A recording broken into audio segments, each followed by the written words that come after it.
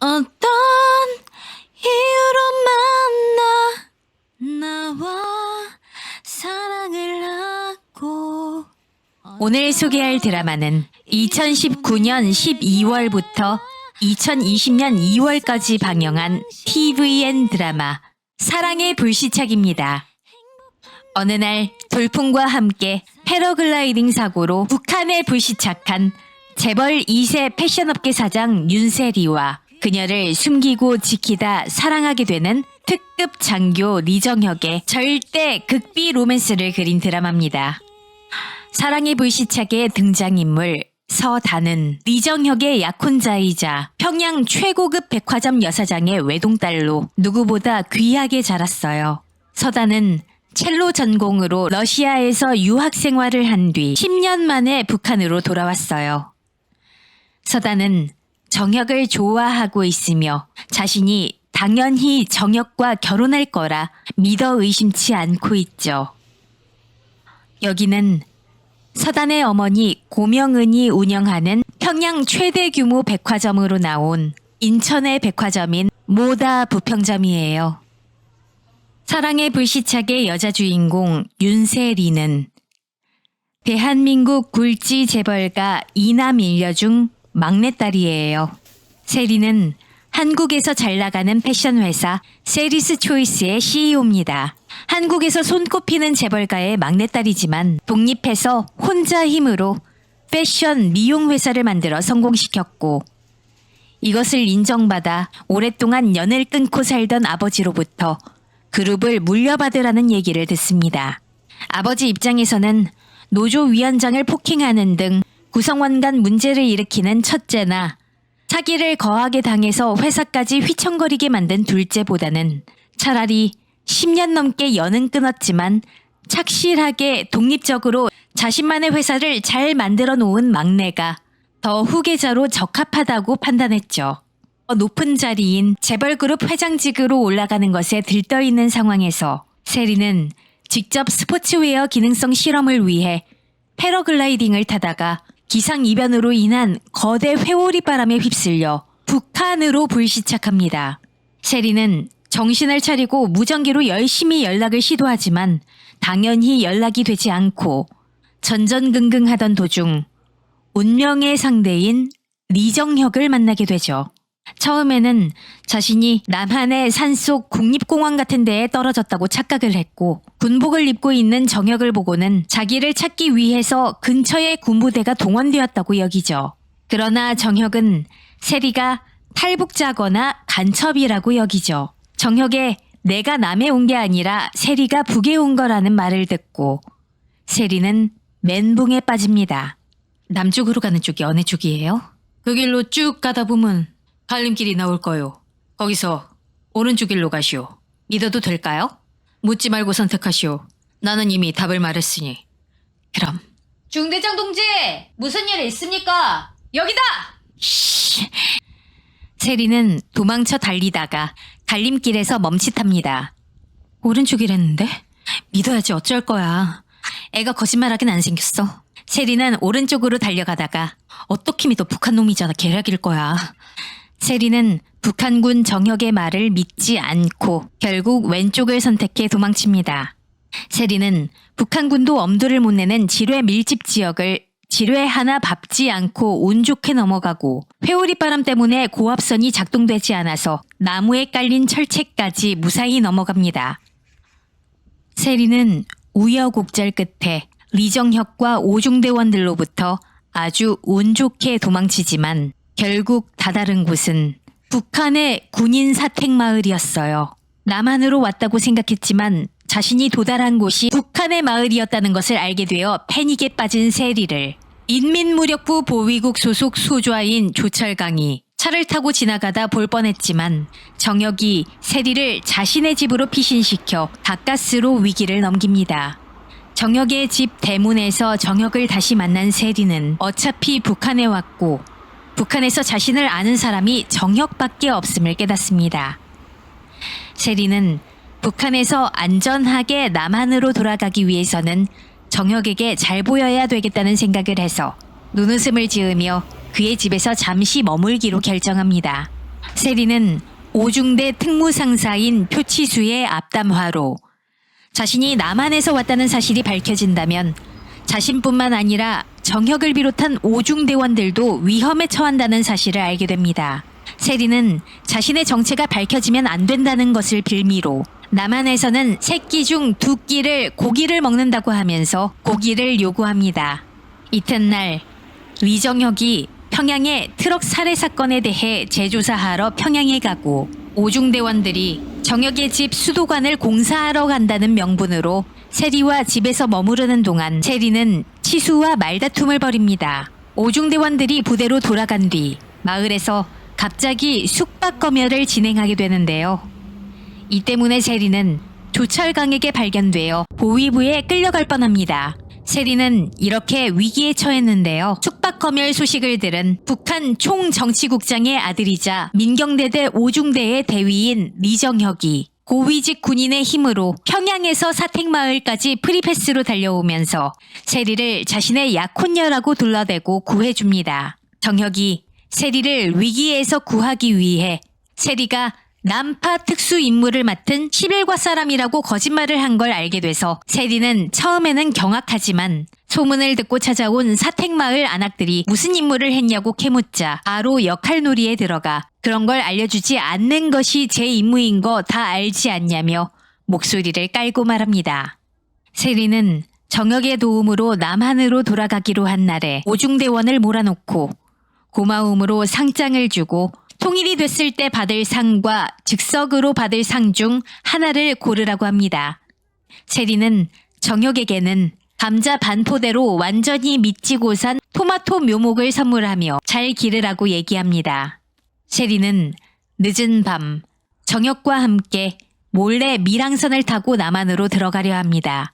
그러나 뇌물도 안 통하는 단속반에 걸려 위기에 처했을 때 정혁은 열혈 한국 드라마 팬인 오중대 중급병사 김주먹으로부터 들었던 남조선 드라마의 위기 탈출 방법 중 하나를 얘기하며 숨어있던 선실 문이 열리는 찰나에 세리에게 입맞춤을 합니다. 가까스로 위기를 탈출한 세리는 부둣가에서 정혁에게 키스는 아무것도 아니었고 자기도 원래 그런 행위에 생각을 깊게 하는 사람이 아니라고 말합니다. 그러면서 정혁에게 무슨 다른 방법이 없냐고 물어보는데요.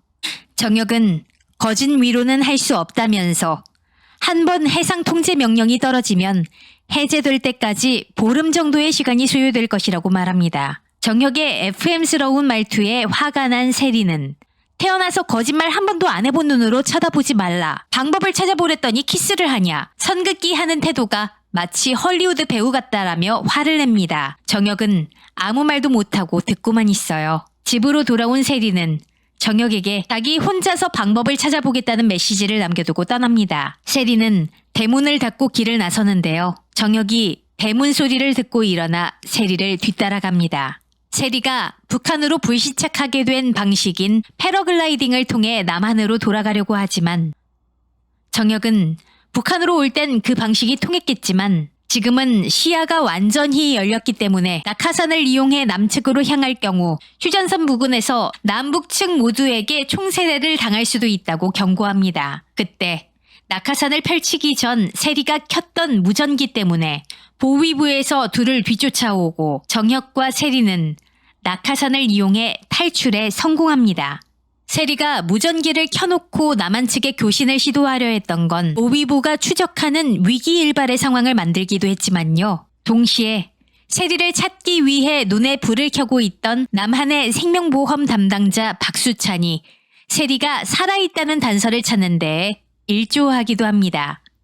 다시 정혁의 집으로 돌아온 세리는 자신을 지키라며 정혁이 오중대원을 보내자 정혁을 향해 오바쟁이라고 하면서도 기쁜 기색을 감출 줄 모르죠. 집으로 돌아온 세리에게 사택마을의 인민반장 월숙과 조철강이 아닌 다른 소좌의 아내 옥금이 찾아와 대좌의 아내인 영애의 생일 축하연으로 초대합니다. 하지만 세리는 다른 사람의 생파에는 가지 않는 게 자신의 철칙이라면서 그들의 초대를 거절해요. 그러나 이내 자신이 남한으로 탈출할 방법이 정혁의 승진이란 것을 알게 된 세리는 정혁에게 승진의 커다란 가산점이 되는 배려별을 주기 위해 영애의 생일 파티에 참석해 그녀의 환심을 사겠다는 결심을 합니다. 거기 약혼야 동무, 오늘 처음 왔으니 특별히 내 옆자리에 앉지 그래? 싫어요. 너무 예쁜 사람 옆엔 앉지 않는 게 제 철칙이라. 저는 여기가 좋아요. 아이고 참. 동무 아주 철칙이 확실하구나. 영애 동지의 생일을 축하하는 저희들의 정성을 이렇게 한데 모아봤습니다. 축하드립니다. 이런 거 하지 말라고 내가 그렇게 말을 했는데도. 그런데 저기 저 약혼야 동무는 빈손으로. 세리는 생일 선물 사전 검열 때 월숙과 옷금이 촌스럽다고 꺼내지 말라고 한 도청자 귀때기인 만복의 아내 명순의 청색 원피스를 꺼냅니다. 여기도 있네요, 선물. 아닙니다. 너무 비루해가지고. 비루하긴요. 딱 올해 세계를 휩쓴 패션 트렌드잖아요. 뉴트럴. 어떻게 제가 한번 살짝 손을 좀 봐도 될까요? 세리는 명순의 청색 원피스를 개량해 예쁘게 만들어줍니다. 어떻게 그날이 옷이 이렇게 변신을 한 겁니까? 이 꽃무늬가 이렇게 소프트하게 절개되는 게 이번 시즌의 가장 큰 특징인데요. 이 번진 듯한 효과와 이 불규칙한 배열이 어우러진 자연스러운 감성이 핵심이라고 할 수 있죠. 그리스 여신을 방불케 하는 이 드레이프의 극적인 운동감, 우리 영애 동지의 에스트로겐 수치에 절정을 표현한 패션이라고 할 수 있겠습니다. 이거이 그런 거래. 아유, 이 동무가 아주 솜씨가 좋지 뭐니. 가지고 오신 옷이 기본적으로 감각적이었기 때문에 가능했어요. 명순 동무, 많이 먹으라. 갈 때 음식 좀 싸가고. 네, 고맙습니다. 기러고 보니까 아직 이름도 모르고 있구만. 네? 에이, 암만 11과라도 이름 정도는 알려줄 수 있겠디, 우리 사이에. 그럼요. 우리 사이에. 제 이름은. 이렇게 세리가 마음에 든 영애는 세리의 이름이 무엇인지 물어보았고, 세리는 LP판에 보이는 이름을 자기 이름으로 소개합니다. 삼숙이에요. 최삼숙. 이때부터 세리는 사택마을의 여성들에게 삼숙으로 알려지게 됩니다. 영애의 환심을 사는데 성공한 세리는 영애에게 정혁이 배려별을 받게 해달라고 부탁하고, 영애는 자신의 남편인 대좌에게 특별히 말하겠다고 합니다. 세리는 영애의 집에서 나오다가 자전거를 타고 가던 정혁과 마주칩니다. 사실 정혁은 영애의 집에서 세리의 목소리를 듣고 세리와 함께 동네 한 바퀴를 자전거로 돌기 위해 일부러 우연히 마주친 척을 한 것이죠. 정혁과 세리는 마을 한 바퀴를 돌면서 데이트를 했고, 집으로 돌아온 두 사람은 오중대와 함께 정혁이 미리 사놓은 조개를 구워서 먹어요. 다음날 숙취에 절어있던 세리를 향해 정혁은 커피를 내려준 뒤 콩나물국을 끓여줍니다. 그런 정혁에게 세리는 담례로 손가락 하트를 줘요. 손가락 하트가 무엇을 뜻하는지 몰랐던 정혁은 부대로 복귀해 주먹을 통해 그 뜻을 알게 되죠. 정혁이 부대로 돌아간 뒤 세리는 영애 월숙과 함께 장마당 나들이를 하러 갑니다. 그렇게 나들이를 하다가 어느새 저녁이 되었고, 세리는 한눈을 팔다가 영애 월숙 일행을 잃게 됩니다. 한편 세리를 잃어버렸다는 영애의 말을 들은 정혁은 깜짝 놀라 바로 장마당으로 달려왔고, 세리가 원하던 향초를 하늘 높이 들어 올리면서 세리를 찾게 됩니다. 세리는 정혁을 만나 무사히 귀가하는데요. 정혁이 주먹으로부터 들은 소나트의 의미를 생각하며 선을 긋기 위해 약혼녀가 있다는 말을 하자 세리는 이를 듣고 서운한 마음이 들어 나도 빨리 돌아가서 남자들 만나러 갈 거라면서 씩씩댑니다.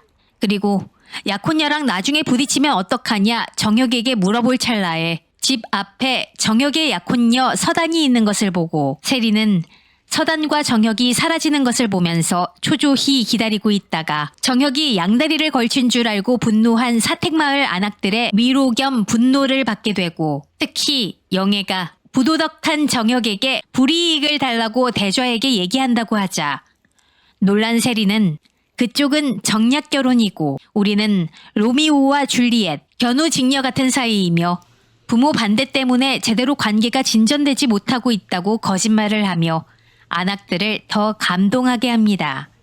그날 밤 세리는 정혁이 돌아오지 않자 뜬 눈으로 밤을 지새며 정혁을 기다렸고 결국 아침에 정혁이 들어오자 외박을 했다며 맥주캔으로 38선을 만들어 선을 넘지 말라며 주객이 전도된 화를 냅니다.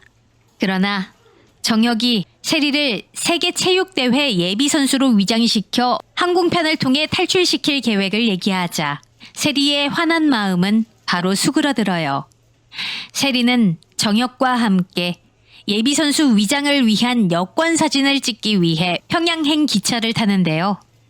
기차가 장시간 움직이지 못하자 경악하면서도 정혁과 함께 야외에서 모닥불을 피우며 진솔한 대화를 합니다. 여긴 부산 중구에 있는 코모도 호텔 부산입니다.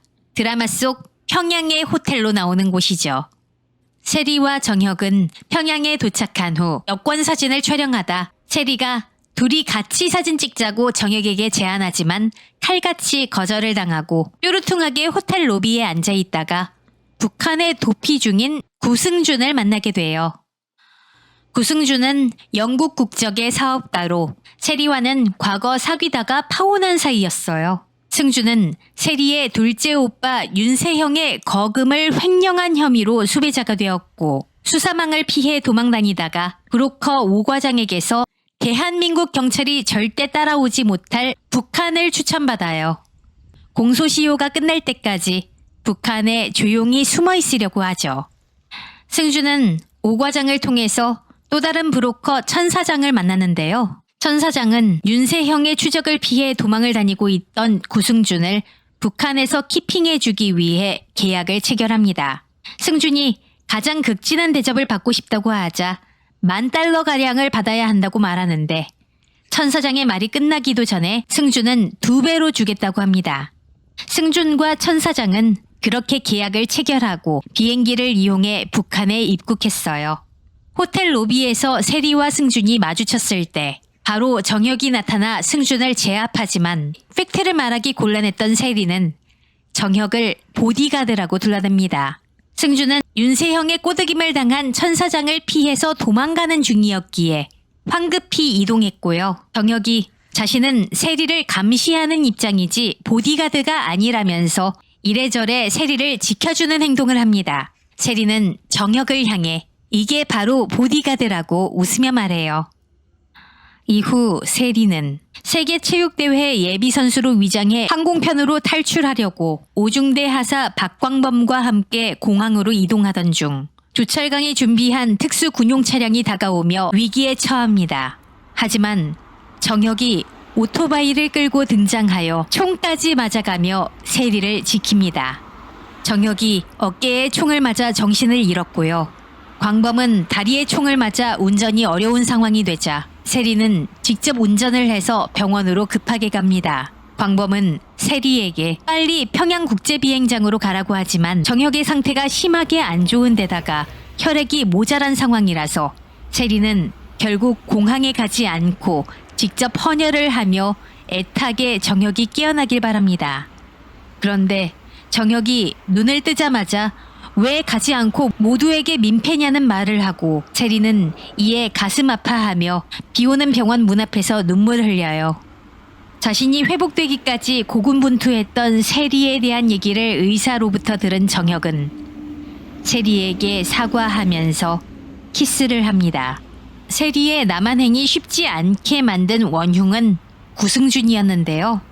승준은 자기가 살아남고 싶어서 자신을 쫓는 세형에게 세리의 생존을 알렸고 자기가 후계자가 되고 싶은 세형은 세리가 북한에 계속 남아있도록 하라고 명령을 내립니다. 이에 승준은 조철강에게 세리를 북한에 남겨달라고 요청했어요. 정혁을 극도로 싫어하는 조철강은 더 극단적인 방법으로 세리를 북에 남기려고 했죠. 조철강이 정혁을 체포하기 위해 병원에 들이닥치고 이때 정혁의 아버지인 조선인민군 총정치국장 리충렬이 정혁의 병실에 들어옵니다. 이때 병원 간호사들이 총정치국장의 아들인 잘생긴 대위 리정혁에 대해서 수다를 떨고 있어요. 엄마야, 이게 다 무슨 일이니? 보위사령부에서 들이닥치지 않나? 총정치국장이 오질 않나? 아주 하루의 시작이 흥미진진하구나, 야. 우리 병원에 총정치국장 아들이 입원해 있다는 소문이 있어. 나도 들었어. 구급실에 실려온 총상 환자야. 아, 그 키 크고 잘생긴? 그 동무가 총정치국장 아들이래. 다들 있어보라. 내가 총정치국장 집에 시집을 가서 우리 병원의 경제에 눈부신 부흥을 일으켜보갔어. 이 여자가 있는 것 같던데. 야, 문직이 있다고 꼴 못 넣간? 못 넣는다. 세리는 병원에 조철강과 정혁 아버지, 서단 모녀 등이 오는 상황 속에서 방탄소년단에 환장하던 소녀 환자를 꼬드겨서 위기를 모면하고 바로 구승준의 차를 타고 구승준의 아지트로 들어갑니다. 그때 남한에서 세형은 세리가 한국으로 돌아오지 못하게 구승준과 짜고 있었고 주주총회가 열려 세리의 사망 소식이 전해지고 세형에게 기업을 물려주기로 결정되었어요. 하지만 세리는 가족들이 애타게 찾고 있고 소식을 듣고 주주총회도 미뤘다는 승준의 거짓말을 믿고 잠을 자고 나서 정혁에게 전화를 걸려 하지만 승준의 그럴 필요가 없으니 여기 있어라. 네가 정혁에게 있어 위험한 존재가 아니냐는 말에 멈칫합니다. 세리는 승준의 얘기에 심란해하며 승준의 아지트에서 하룻밤을 보냈고요. 그 와중에 세리는 정혁이 평양의 호텔에서 그랬던 대로 숙소에 있는 도청장치를 찾아냅니다. 그리고 북한에서 나가기 위해 위장결혼을 해서 영국 국적을 취득 후 비행기로 입국하자는 승준의 제안을 듣게 됩니다. 때마침 크리스마스 이브라 승준이 차려놓은 조개 요리를 보고 오중대원과 함께 먹었던 조개 불고기를 떠올립니다. 그때 당시 조개 껍데기에 소주를 덜어 먹고는 설탕 탔냐며 맛있어 하던 세리는 승준이 따라주는 고급 와인은 쓰다라면서 심정을 보여줍니다. 승준은 본격적으로 청혼을 하며 세리의 손가락에 반지를 끼우는데요. 때마침 정혁이 아지트를 찾아와 경비원과 싸우는 모습을 보면서 나가려고 하지만 승준의 서단도 세리의 정체를 알았는데 세리가 무사히 남한에 가면 정혁은 위험해진다는 말에 멈칫합니다. 세리는 정혁에게 마음에도 없는 부담스러우니 이젠 헤어지자는 말을 하고 울지 말라며 떠나는 정혁을 보며 눈물을 흘립니다. 세리는 눈이 퍼붓는 엄동설안 속을 걸을 정혁이 걱정되어 승준의 차를 몰고 정혁을 찾아가 사택마을까지 데려다 주겠다고 하는데요.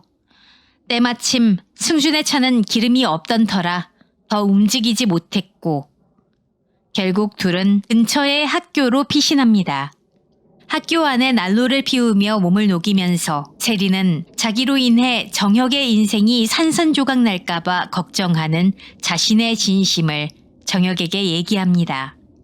날이 밝자 세리와 정혁은 함께 사택마을로 가고요. 세리는 감기 증상이 있는 정혁을 재우고 크리스마스 장식을 하고 승준이 준 청혼 반지를 팔아 사택마을 안악들에게 이별 선물을 줍니다. 세리는 전당포에서 계속 눈에 밟혔던 시계를 정혁에게 크리스마스 선물로 주려고 집으로 돌아가다가 정체불명의 사람들로부터 트럭으로 끌려가고 총으로 위협하는 사람들 때문에 전화로 이만 여기서 헤어지자고 눈물의 통화를 한 끝 무렵에 탕 총소리가 납니다. 세리는 정체불명의 트럭을 타고 납치되는 가운데 강제로 정혁에게 이별 전화를 강요받으면서도 끝에 사랑한다는 말을 남겼고 이로 인해 몸싸움이 일어나 총구가 당겨져서 트럭 덮개 위가 뚫리게 됩니다.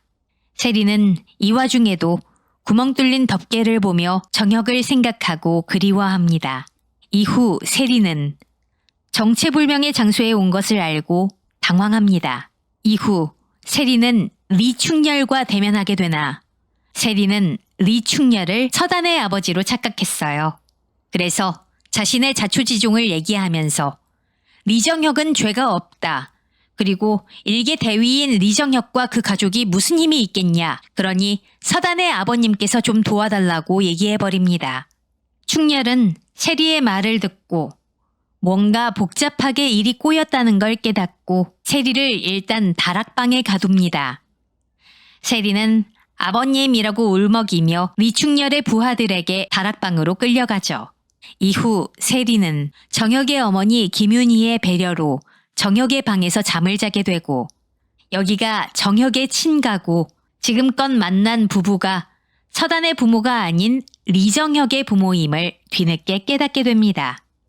다음날 세리는 김윤희가 만들어준 국수를 먹으면서 정혁의 따뜻함을 얘기합니다. 그때 정혁이 찾아와 아버지에게 세리가 어딨냐고 따져 묻고 세리는 정혁과 자신이 더 엮이면 안 되니 숨을 곳을 알려달라고 윤희에게 말합니다. 하지만 큰아들을 잃은 후 이젠 하나밖에 없는 둘째 아들이 애타게 소중한 사람을 지키고 싶어하는 마음을 알게 된 윤희는 세리의 손을 잡고 정혁과 재회시킵니다. 세리와 정혁은 방에서 둘이 대화를 하는데요. 7년 전인 2012년 세리가 스위스에서 안락사를 하려 했을 때 그녀의 귀에 들려온 피아노 연주곡이 세리가 다시 살도록 마음을 바꾸게 한 노래였고요.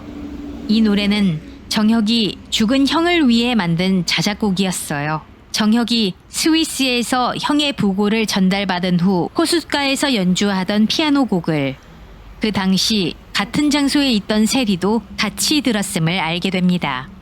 정혁의 긴급전선 투입 요청으로 인해 세리는 정혁, 오중대원과 함께 전선에 투입된 병사들이 머무는 폐가에 도착하고 그곳에서 오중대원과 북한산을 바라보며 다시 이별 인사를 나눕니다.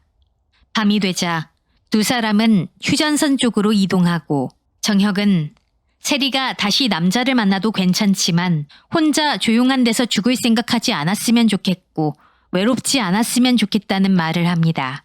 세리는 이 말을 듣고 마음 아파하죠. 중대에서 길눈이 밝기로 명성이 자자한 정혁은 세리랑 헤어지기 싫어서 일부러 길을 잃은 척하며 헤매다 마침내 휴전선에 다다르고 두 사람은 이별을 고하게 됩니다. 세리는 정혁과 이별하고요. 낮은 철조망으로 되어 있는 휴전선을 넘어 눈물을 흘리며 걸어갑니다. 그때 휴전선을 한 발 넘어온 정혁이 이 정도면 넘어도 괜찮을 거라고 말하고 두 사람은 이별의 키스를 나눕니다.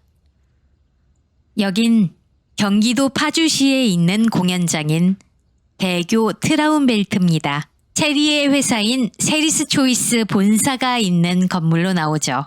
드디어 세리는 대한민국으로 돌아왔어요. 하지만 그 사이 한국에서는 세리가 사망 처리됐고 회사는 새 형에게 물려주는 것으로 일이 돌아가고 있었죠. 그리고 세리스 초이스 본사 로비에는 세리를 추모하는 광고판이 붙어 있었고 그 옆에는 세리의 영정사진과 조문객 명부가 놓여져 있었어요. 세리는 선글라스를 끼고 하이힐을 또각거리며 나타납니다. 잠깐만요. 사진이 왜 이래? 누가 고른 거야? 직원이 조문객 명부를 챙겨들자 세리가 명부를 가져가요. 아, 이건 내가 봐야지. 누가 내 명복을 빌었는지, 누가 안 빌었는지. 누구세요? 세리는 선글라스를 벗어서 고개를 돌리고 세리가 죽은 줄 알았던 직원들의 반응은 그야말로 놀랄 노자였죠. 심지어 커피를 들고 있던 한 남자는 커피를 떨어뜨립니다. 빨리들 소문내세요. 윤세리 돌아왔다고. 저 때문에 놀라셨던 분들 죄송하고요. 또 제가 사라져서 좋으셨던 분들께도 유감이네요. 저 멀쩡하게 살아 돌아왔어요. 감사하고 기념하는 의미에서 오늘부터 일주일 세리스 초이스의 전 제품을 절반가로 할인 판매합니다. 다들 아시겠지만 세리스 초이스는 창사 이래 단 한 번도 할인하지 않던 브랜드예요. 역대 특급 한정 할인 행사로 프리미엄 제품을 누려보세요.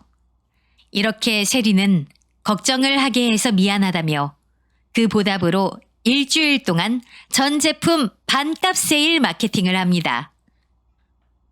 세리는 둘째 올케 상하가 주최한 세리스 초이스 이사회에 난입해서 이사회를 막습니다. 앉아있던 이사들에겐 새 형에게 회사를 물려주는 데에 찬성한 분들 못 본 걸로 해드릴 테니 얼른 가서 업무에 매진하라고 말하고, 그러자 이사들은 일제히 자리를 일어나 사무실을 나갑니다. 새언니? 상견례를 일식집으로 잡을 때부터 저 언니 날로 먹는 거 좋아하시는구나 생각은 했는데 미안해요. 내 회사까지 날로 먹는 건 안 되겠어. 내가 왔잖아? 이렇게 세리는 상아에게 일침을 날렸고요. 세리는 다시 일상으로 돌아와 전기가 잘 들어오는 넓은 집의 욕조에서 마음 편하게 목욕하고 고급 화장품과 피부 관리용품으로 피부 관리도 하고 큰 침대에서 자는 것에 행복해하지만 정작 리정혁은 없다는 것에 우울해하고 잠을 제대로 이루지 못합니다. 조철강은 꽃제비 출신이지만 기적처럼 소좌의 자리까지 올랐어요. 하지만 그의 야망은 끝이 없죠. 마약 밀수와 비무장지대 불법 도굴 등 범죄 행위도 서슴지 않고 해요. 게다가 잔인하고 난폭한 성격에 기본적인 공감 능력조차 없죠. 조철강은 친한 사이였던 정혁의 형 리무혁을 7년 전에 죽인 장본인이에요. 철강의 만행을 알게 된 리무혁이 그의 마음을 돌리려 했지만 실패해 그를 막기 위해 고발하려 했기 때문이죠. 많이 친한 사이였지만 그런 리무혁마저 자신의 앞길에 방해된다는 이유로 죽여버린 모습에서 그의 잔인함을 엿볼 수 있어요. 세리가 떠난 후 정혁은 세리를 그리워하며 며칠째 잠도 제대로 못 자고 밥도 제대로 먹지 못합니다. 그런 정혁에게 귀때기 만복이 찾아와 무혁이 자신의 유일한 친구였고 그런 무혁을 자신이 죽게 했다고 말합니다. 만복은 죄책감이 너무 심해 이제라도 사과하러 왔다면서 무릎을 꿇고 형의 죽음의 비밀을 알게 된 정혁은 그리움에 눈물을 흘립니다. 만복은 철강의 비리를 담은 USB가 들어있는 시계를 정혁에게 전달하고 정혁은 이 시계를 이용해 재판으로 철강을 혼냅니다. 그러나 철강은 자신이 미리 연락해둔 트럭 부대를 이용해 교화소로 향하던 중 탈출에 성공하고 정혁이 사랑하는 세리에게 복수하기 위해 남한으로 향합니다. 조철강은 정혁에게 세리를 죽이러 간다고 말하고 어디에 한번 따라와 보라고 합니다. 그런데 정혁은 진짜로 남한까지 와서 세리와 재회하죠. 세리는 이게 무슨 일이냐며 놀란 기색을 감추지 못하고 그런 세리에게 정혁은 한참 헤맸다고 말합니다. 정혁은 조철강이 세리와 이를 매개로 한 리정혁 일가의 파멸을 목적으로 난파함에 따라 세리를 지키기 위해 남으로 왔다는 얘기를 합니다. 이후 정혁은 브로커를 만나러 갔다가 조철강의 함정에 빠지게 되고요. 세리 역시 지하 주차장에서 세리 자동차 안에 대기하던 조철강을 알아채고 쫓기는 신세가 됩니다.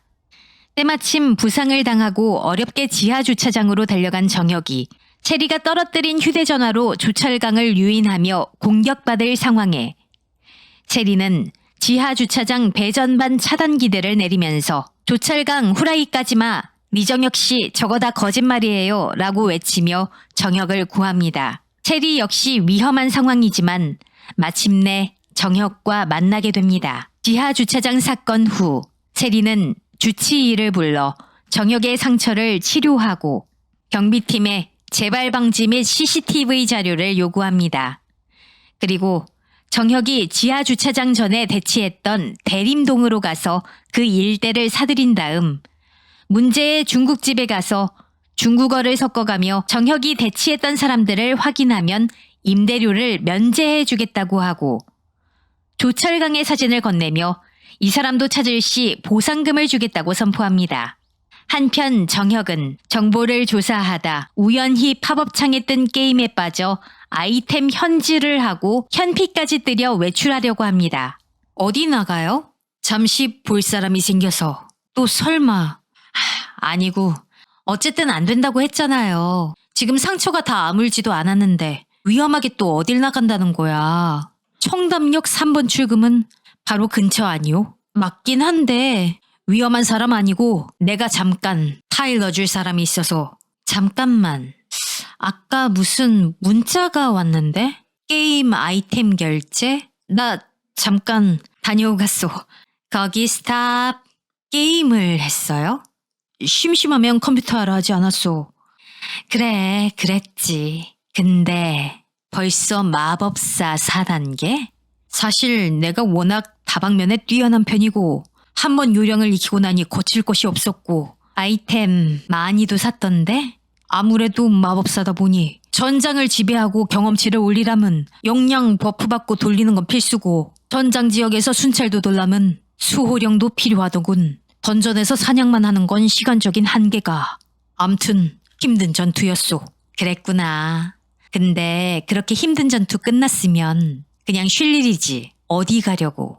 현피 뜨자. 이게 뭘까요, 리정혁 씨? 나도 현피가 뭔가 해서 찾아보니 현실 플레이어 킬의 줄임말이라고. 그래서 지금 현실 플레이어 킬 하러 나가는 거다.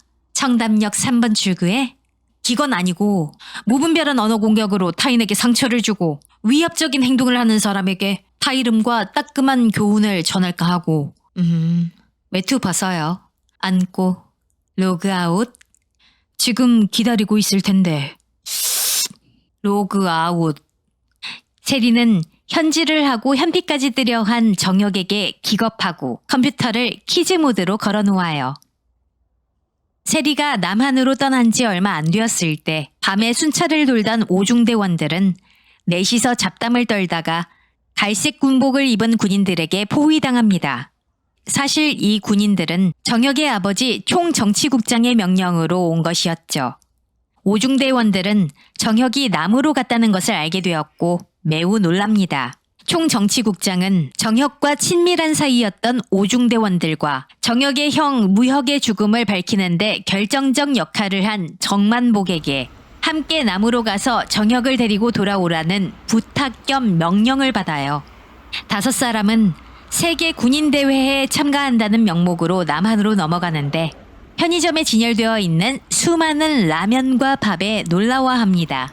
이후 은동과 주먹은 PC방에서 임무를 수행하기로 했지만 은동은 게임을 하는데요. 도마도 재배자와 현피를 뜨러 청담역 3번 출구로 갔는데요. 추운 날씨에 오들오들 떨면서 도마도 재배자를 기다렸지만 도마도 재배자는 결국 나타나지 않았죠.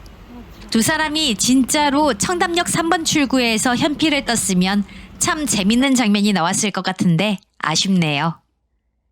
이후 세리는 정혁과 술 한잔하면서 헤어지지 말고 이대로 같이 살고 싶다는 이야기를 나눕니다. 세리는 복귀 후 첫 공식 행사인 인테리어 전시장 오픈식에 정혁의 응원을 받으며 감사 연설을 했고 실종된 동안 고생했다며 직원들에게 특별 보너스를 계좌이체합니다. 이때 큰오빠 세준 부부가 찾아와 세영 부부가 세리가 북한에서 못 들어오게 수작을 부렸다는 정보를 오 과장으로부터 들었다는 얘기를 전달하고 세리는 더 정보가 나오면 연락하라며 급하게 자리를 뜹니다. 여기는 충북 충주시의 중앙탑 공원이에요. 세리는 오픈식에서 세리와 만나려고 우여곡절을 겪던 오중대원과 중앙탑 공원에서 재회하고요.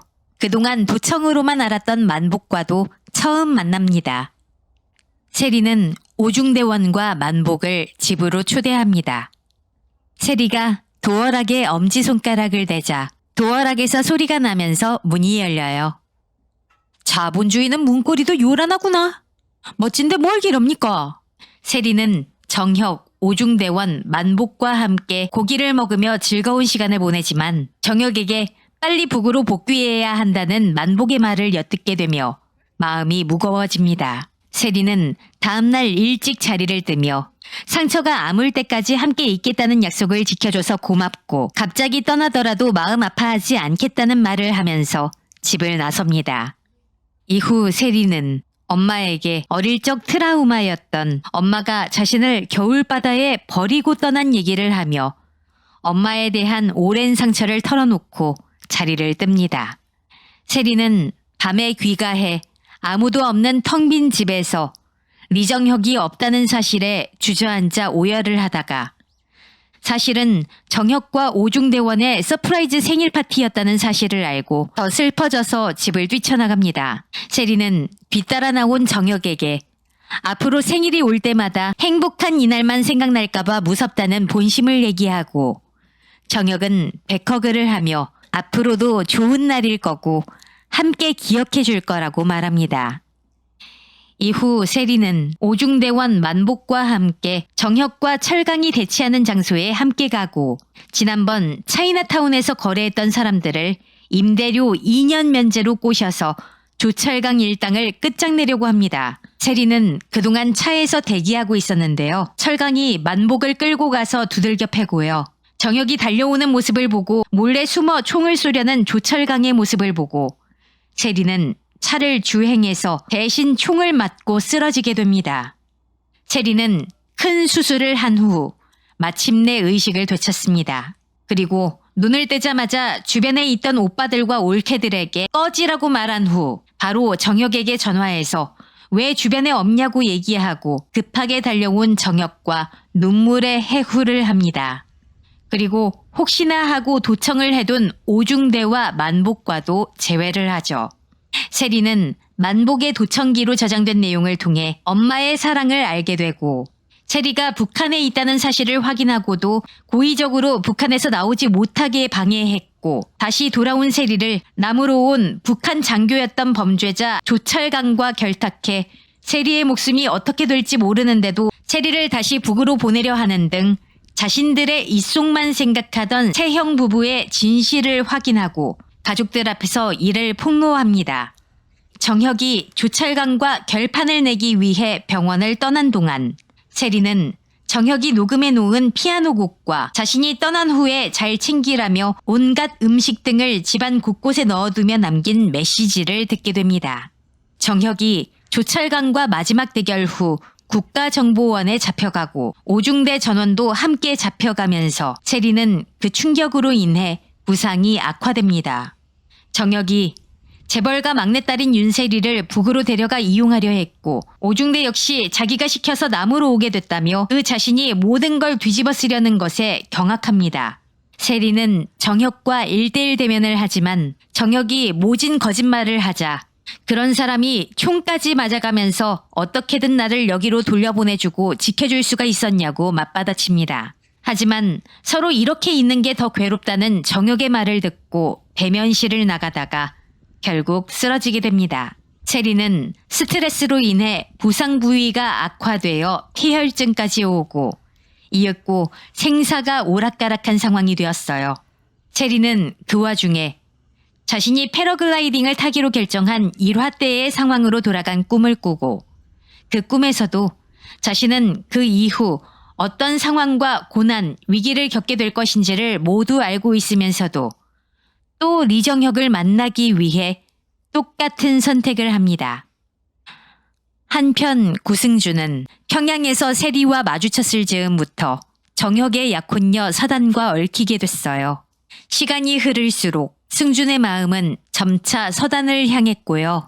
승준은 나중엔 윤세리를 완전히 잊고 서단으로 갈아타서 서단이 정혁과 결혼하면 함께 살려고 준비한 신혼집에서 신세를 지게 됩니다. 여긴 충주 중앙탑 공원에 있는 다리고요. 이곳에서 승준과 서단은 키스를 했어요. 손예진님과 현빈님은 영화 협상 이후로 2년 만에 이 드라마를 통해 재회했어요.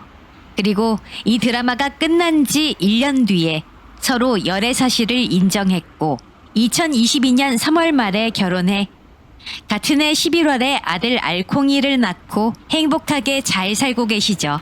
드라마 주인공의 사랑이 실제로도 큰 결실을 맺어서 드라마를 시청하는 입장에서도 두 분의 찐 사랑에 몰입해 더 재미나게 드라마를 볼 수 있었어요.